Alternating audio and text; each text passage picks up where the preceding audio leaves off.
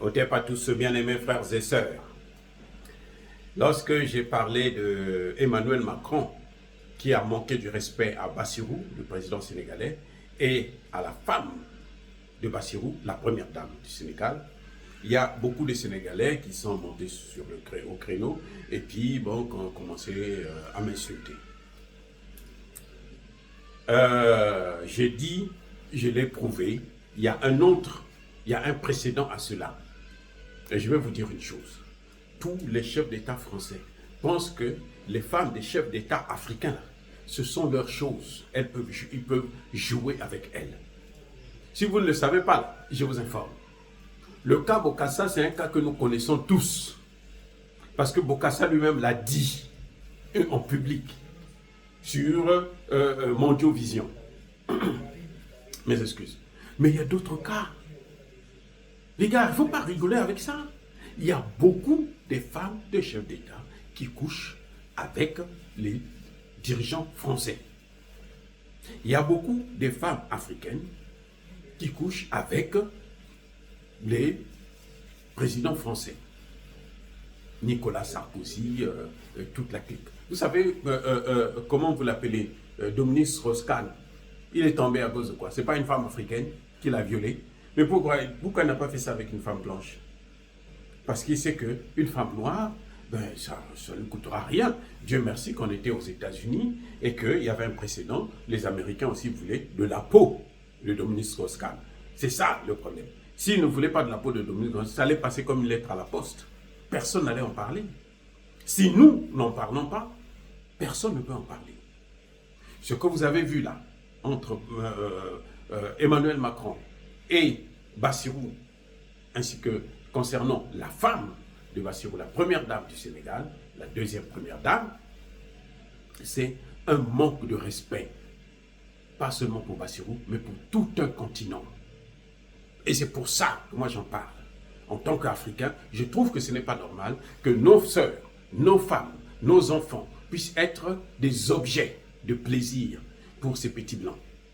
Non, moi je ne suis pas d'accord avec ça. Si vous êtes d'accord, ça vous regarde. Maintenant, il y a un autre aspect que je n'ai pas abordé dans cette vidéo.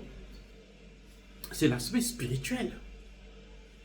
Pourquoi les chefs d'État français veulent toujours coucher avec les chefs d'État, les femmes des chefs d'État africains?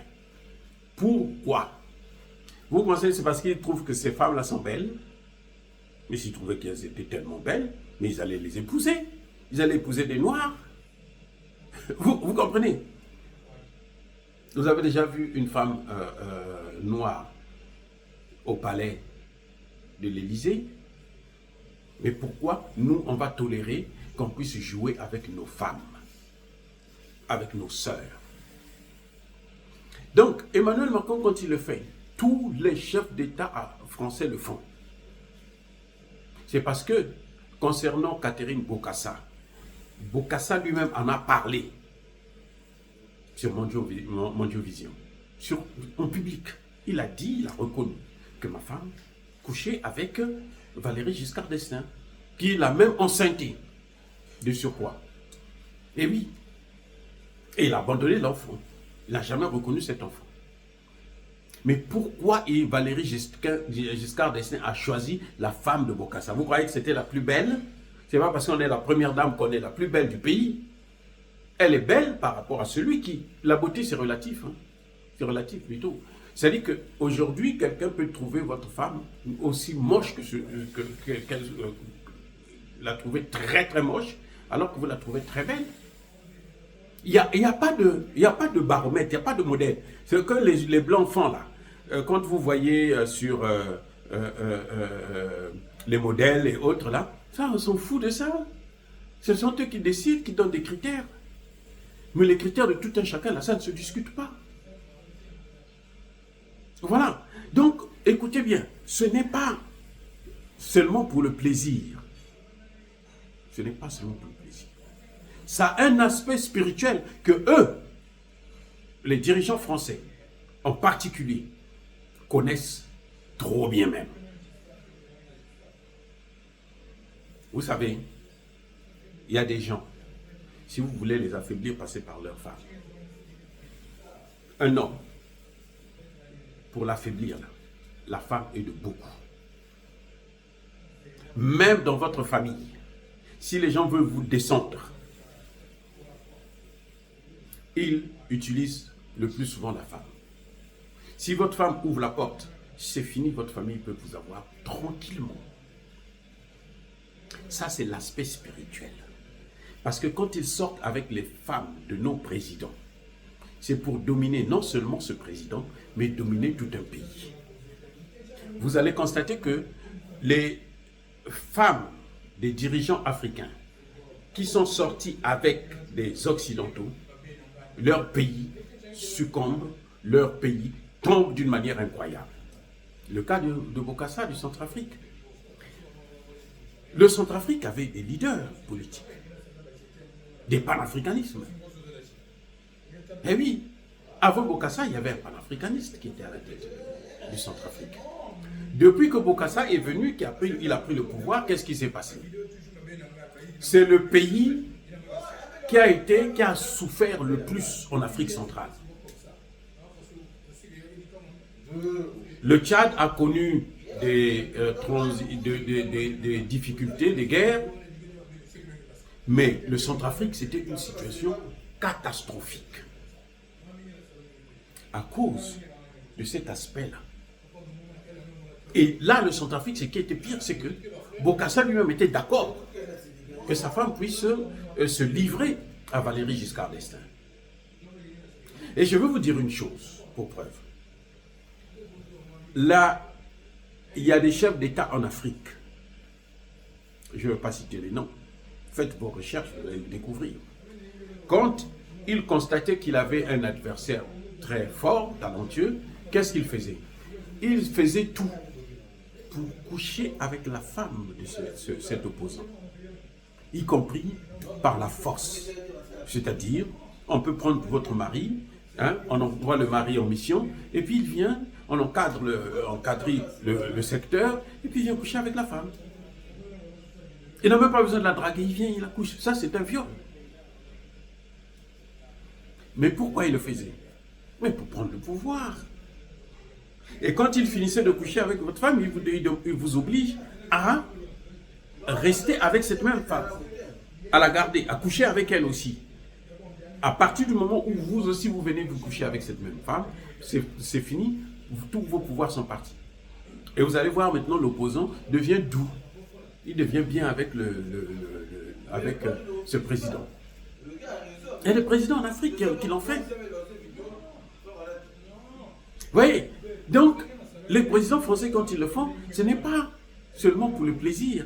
Non, c'est pour humilier. À partir du moment où quelqu'un couche avec votre femme, surtout quand vous êtes un chef d'État, encore vous êtes un homme ordinaire, ça peut être différent. Mais si vous êtes un chef d'État, mais c'est comme si on humiliait tout le pays. Et vous avez vu le Centrafrique, les difficultés, c'est Touadéra, donc après près de 50 ans, qui est venu commencer à mettre les choses en ordre. Attendez, comment Emmanuel Macron peut vouloir envier la femme de Bassirou, alors qu'il y a plein de femmes noires en France? Il y en a plein. Mais c'est pourquoi? C'est pour des raisons spirituelles, mystiques. C'est leur forme de magie qu'ils pratiquent pour pouvoir dominer un certain nombre de pays. N'oubliez pas que le Sénégal, pour s'en sortir, c'est très difficile parce que la France ne veut pas perdre le Sénégal, elle ne veut pas perdre la Côte d'Ivoire. En Afrique de l'Ouest, il y a 2 pays que la France ne veut pas céder. Elle est prête à tout. Donc, quand on trouve un président qui est un peu tolérant, laxiste, eh bien, qu'est-ce qu'on fait? Eh bien, on en profite pour enfoncer le clou afin de voir comment on peut le dominer, dominer ce pays-là, continuer à le garder dans une forme de colonisation, nouvelle formule. Voilà pourquoi j'en parle. Sinon, je m'en fiche que Emmanuel Macron couche avec la femme de Bassirou. Moi, je m'en fiche éperdument. Moi, ça me donne quoi? Je gagne quoi? Je dis ça parce que ce n'est pas seulement Bassirou qui est visé. mais c'est tout un pays et c'est tout un continent qui est visé. On veut humilier un pays, on veut humilier un continent. Il y en a qui se disent, oh, je ne me suis jamais tapé une femme noire. Donc il faut que je trouve. Mais pourquoi aller chercher la femme d'un président alors qu'il y a plein de femmes noires qui n'attendent que ça? Mais parce qu'ils savent que, en prenant ces femmes-là, ils vont pouvoir dominer. N'oubliez pas que Bassirou est le président, sa femme est la première dame, et qu'ils reçoivent un certain nombre de pouvoirs que vous ne voyez pas. À partir du moment où on vous intronise là, vous êtes reconnu par votre peuple que vous êtes le président. Mais c'est un pouvoir qu'on transmet à la personne. Sinon, il ne peut pas vous gouverner. Vous croyez que Assimi Goïta, Traoré, Tiani tiennent, c'est pourquoi? Parce qu'ils sont des extras, des hommes extras? Non, c'est parce qu'ils ont le pouvoir de ce peuple-là. Et c'est ça la vraie démocratie. La vraie démocratie, c'est que le peuple doit investir pour que tu puisses faire ce que ce peuple-là veut. Vous allez voir que les présidents qui ne font pas ce que leur peuple font ont toujours des problèmes politiques graves et sérieux. Voilà la situation. Donc, c'est pas la peine de trouver que, bon, lui, il doit s'occuper du Sénégal, de son pays et tout le Sénégal. Non. On est tous Sénégalais à partir du moment où le Sénégal a des problèmes. Tous, nous sommes Sénégalais. Et oui. Quand les Sénégalais sont nombreux là, à aller mourir dans la mer, vous croyez que ça nous plaît, nous? Vous croyez qu'on est content? Mais on se bat pourquoi? Si nous parlons tous les jours, c'est pourquoi? C'est parce que nous voulons que tous ces pays-là, nous avons tellement souffert en tant que Noirs, eh bien il y a des choses qu'on peut éviter. Notamment, ne pas se faire insulter par des voyous, par des vauriens comme Emmanuel Macron. Je dis bien vauriens. Bassirou, ça dit que Emmanuel Macron ne vaut rien devant Bassirou, en tant que président du Sénégal. Eh oui, Emmanuel Macron ne vaut rien. D'ailleurs, il était le plus nul de sa génération. Il est le président qui a le plus endetté son pays. 3 000 milliards. Le Sénégal est autour de 10-15 milliards 15 milliards. Alors que la France est à 3 000. Donc il ne pèse rien devant Bassirou. Et nous ne devons pas continuer à nous sous-estimer parce que nous sommes mieux qu'eux. Nous valons mieux que ce qu'eux ils pensent, ce qu'ils font de nous. Voilà ce qui m'a poussé à parler de cette situation du Sénégal. Sinon, en fait, en réalité, moi ça ne me dit absolument rien. Je m'en fiche éperdument. Ce n'est pas moi qui prends le plaisir à la place de Bassirou. Non, je m'en fiche éperdument. Mais je dis ça parce que ça affecte un pays, ça affecte un continent. C'est une humiliation qu'on fait, non pas sur un pays, mais sur tout un continent. Voilà le problème. Oh, bien-aimés frères et sœurs, encore une fois de plus, soyez bénis, abondamment bénis par le Dieu des Kémites et par nos ancêtres évangélisés. Mais que tous ceux qui persécutent le continent africain, le pillent et le déstabilisent, qu'ils soient noirs, blancs, chinois, arabes, juifs, indiens, qui qu'ils soient punis, maudits, foudroyés, neutralisés, écrasés, effacés par le Dieu des Kémites et par nos ancêtres évangélisés. Vive l'Afrique éternelle. J'ai dit et j'assume.